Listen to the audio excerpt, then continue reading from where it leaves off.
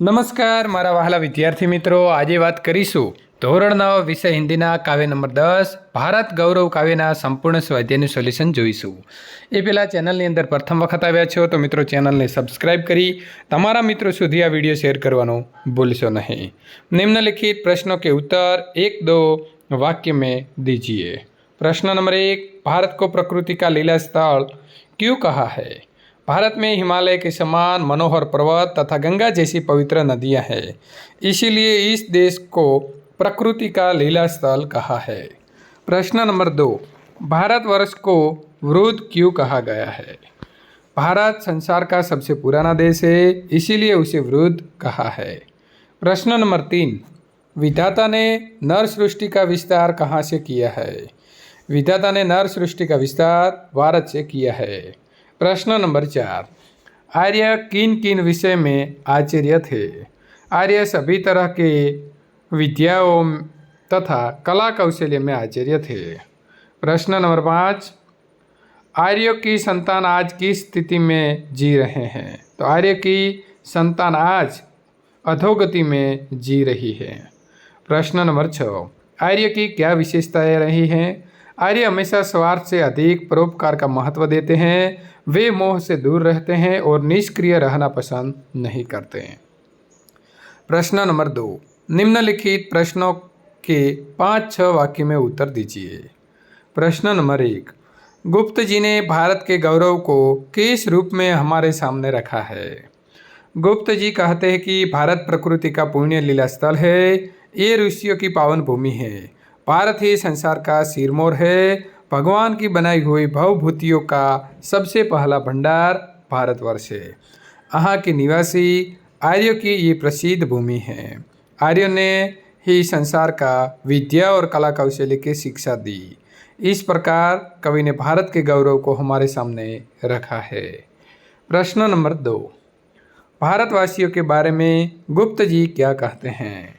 गुप्त जी के अनुसार भारतवासी आर्यों की संतान हैं। एक समय था जब आर्य विद्या और कला कौशल्य में सबसे आगे थे, ज्ञान विज्ञान के क्षेत्र में उनका कोई मुकाबला नहीं कर सकता था, परंतु इन महान आर्यों की संतान होकर भी आज भारतवासी अधोगति में पड़े हुए हैं। प्रगति की दौड़ में वे बुरी तरह पिछड़ गए हैं, फिर भी अपने महान पूर्वजों के उच्च आदर्शों के वे भूले नहीं हैं। प्रश्न नंबर 3, योग्य विकल्प द्वारा रिक्त स्थानों की पूर्ति कीजिए। प्रश्न नंबर 1, भारत को खाली जगह कहा गया है, तो भारत को ऋषि भूमि कहा गया है, तो जवाब आएगा क। प्रश्न नंबर 2, वृद्ध भारतवर्ष ही संसार का खाली जगह है, तो जवाब आएगा ग, सिरमौर है। प्रश्न नंबर 3, विधि ने खाली जगह का विस्तार અહીં से किया है, तो विधि या विधाता, तो विधाता ने नर सृष्टि का विस्तार यहाँ से लेके भारत से किया है। प्रश्न नंबर 4, भारत के निवासी खाली जगह है, तो आर्य। प्रश्न नंबर 5, आर्य की संतान की आज खाली जगह हो गई है, तो आज अधोगति हो गई है, जवाब आएगा क। प्रश्न नंबर 4, क विभाग को ख विभाग के साथ उचित रूप से जोड़ते हुए पूरा वाक्य लिखिए। मित्रों, इधर हमने जोड़ मिलाई हुई है। प्रश्न नंबर विभाग क के पहले ख विभाग के साथ जोड़ा हुआ है, वृद्ध भारतवर्षी संसार का सिरोमौर है। नंबर 3 સાથે મિત્રો આપણે તેને જોડી દીધું છે। વિદ્યા કલા કૌશલ્ય के प्रथम आचार्य आर्य थे। 3, संपूर्ण देशों से अधिक भारत का उत्कर्ष है। नंबर 4, भगवान की भवभूति का प्रथम भंडार है। नंबर 5, भारत जैसा पुरातन देश दुनिया में कोई दूसरा नहीं है, भारत के निवासी आर्य है। तो विद्यार्थी मित्रों, અહીં સાચી જોડ આપણે સીધી લખી દીધી છે। ત્યારબાદ પ્રશ્ન નંબર 5 ની વાત કરીએ તો ભાવ સ્પષ્ટ कीजिए। पहलू छे प्रश्न नंबर 1, भारत वृद्ध भारतवर्ष ही संसार का सिरमौर है। सिरमौर का अर्थ है सरदार अथवा श्रेष्ठ चरित्र वाला नायक। प्राचीन काल में ज्ञान विज्ञान के क्षेत्र में भारत सबसे आगे था। भारत ने ही दुनिया का भिन्न भिन्न विद्याएं सिखाई और कला कौशल्य का जहान दिया। इस देश ने ही संसार को सभ्यता और संस्कृति का पाठ सिखाया। आज भी हमारा देश संसार को सुख, शांति और मानवता का संदेश दे रहा है। इस क्षेत्र में दुनिया उसके नेतृत्व का सराह रही है। प्रश्न नंबर 2, भगवान की भवभूतिया का ये प्रथम भंडार है।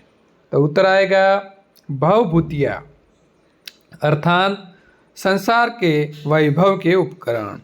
सोना, चांदी, हीरे, मोती आदि बहुमूल्य पदार्थों का भारत ने पता लगाया।